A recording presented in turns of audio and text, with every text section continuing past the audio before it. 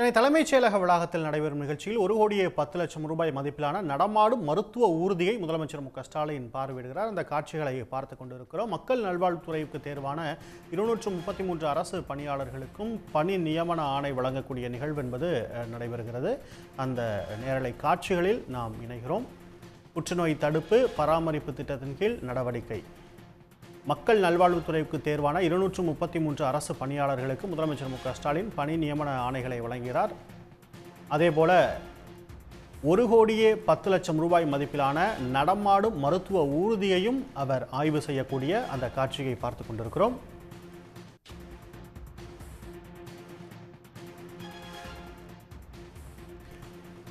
மகளிருக்காக 40 கோடியில் 38 நடமாடும் மருத்துவ ஊர்திகள்.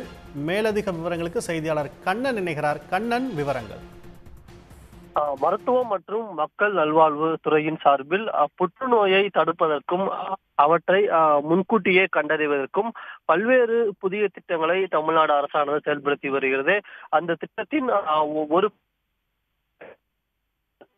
முதலமைச்சர் மு.க.ஸ்டாலின் சென்னை தலைமைச் செயலகத்திலிருந்து அந்த புற்றுநோய் ஊர்தியை பார்வையிட்டு வருகிறார்.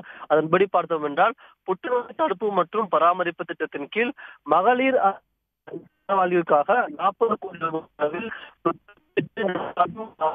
ஊர்திகள் வாங்கப்பட உள்ளது.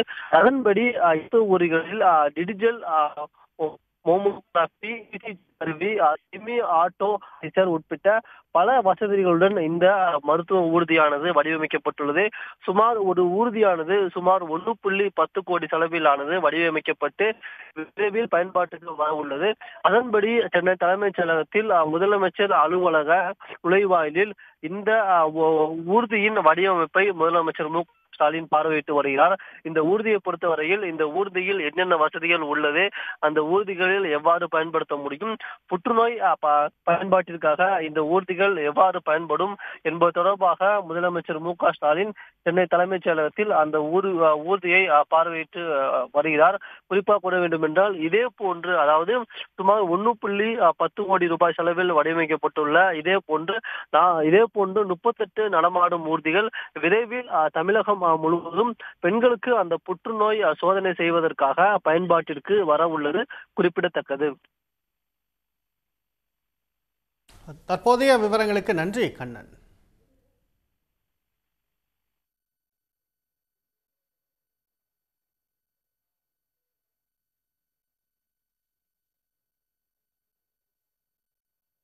உடனுக்குடன் செய்திகளை தெரிந்து கொள்ள சன் நியூஸ் பெல் ஐகானை கிளிக் பண்ணுங்க.